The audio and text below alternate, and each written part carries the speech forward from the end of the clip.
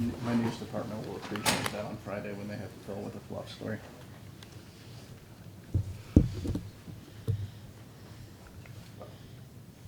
All right, first question for Josh. Josh, how nice has it been to just, have that kind of game against Iowa State? And could you talk about the challenges that was playing on that field? So Yeah. slick, you guys seem like you were falling all over the place. Right. I mean, it was good to have that game, especially when you come out, with the victory as well.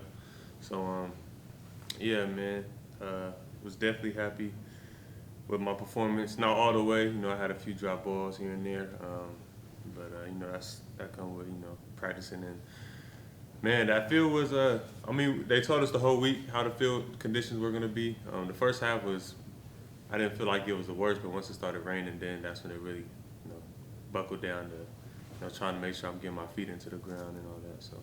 Have you played on a field like that before? That was the first time in my career where I actually played on a field that was really that slippery on the field, just playing on real grass. Can you describe the plays that you scored the 2 touchdowns? Just following and understanding, where we are on the field and what type of moment we need, and Barron just putting the ball in the air and allowing me to do what I came here to do and just make plays, and it just happened that way, and we scored touchdowns and we came out victorious. So. Josh, how's it been fighting through that injury and kind of working your way back to have that kind of game on Saturday? Right. It's been a process for sure. I'm feeling back healthy, obviously, but yeah, it was definitely a process. Just trying to fight through it for the team, fight through it for myself. A lot of thoughts were going on through my head at the time, but I just stayed in the process. Trust and believe in God, and everything happening for a reason. So I'm back on my feet now. So. I know that you've been here and you guys have a lot ahead of you still, but how do you feel that this last year here at Texas Tech was? I feel it's been a success in my eyes. Honestly, we got our first goal and, getting a bowl game early in the year. So we got that knocked out the way. So now we just, keep striving for our milestones and, just keeping our eye on the prize, and that's, trying to get down to Arlington. So like Joey said, everything is still in front of us. As long as we handle our business and do what we got to do, then, play in our favor. The last drive, what did you see on the 4th and 7 play where you caught the 8-yard pass over the middle to keep the drive alive? Obviously, we knew that they were going to play man because they put their outside corner on the inside. So we had a play earlier in the game where we ran the same play, and we didn't get it. And so I had to make some adjustments and, trying to push him a little bit more vertical, past the sticks, and not just sitting right there at the sticks. And once I did that, I turned around and Barron put it right where only I could get it, and I had to just make the play. And on the play after that on the sideline, how confident were you that you completed the catch? No, I was completely confident. My body language probably didn't say that, but it's just because I was tired and we was running so much tempo. But no, I was confident that I had caught the ball. I wasn't too worried about them changing the call of the play. I think it was kind of a blessing because that kind of gave us a timeout and set our feet and get right back onto calling the right plays and getting situated and scoring. So. Was there a certain point this offseason, even maybe before camp, where you felt like, okay, this connection between me and Barron, this is going to work? We're kind of connected. Absolutely, absolutely.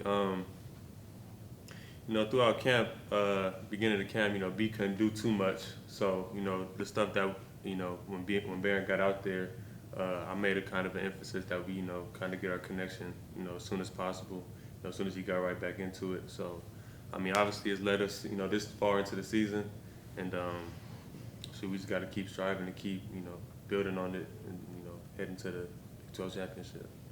And you played Colorado last year, Washington State, right? Yeah. What do you recall from that matchup? How many times did you square up with Travis Hunter across? I didn't really square off with him too much that game. They had the other corner on me majority of the game, but obviously if you go back, I had a pretty successful night. Obviously we won that game, and so I'm looking forward to this week and this matchup because I know they're gonna try to come with a different mindset. With just so much on the table, just where everything aligns in our conference. So it's going to be a big week. You know, excited for us and you know the opportunity that we have. Would you encourage that matchup with Travis right across from you? You said would I encourage it? Would you encourage it? You kind of want that? Like, I mean, why would you not? I mean, like, you know, you want the best, you know, people on you, you know, best on best. But I mean, whatever their game plan is, I mean, that's on them. So we focus on what we got going on. Anything else for Josh?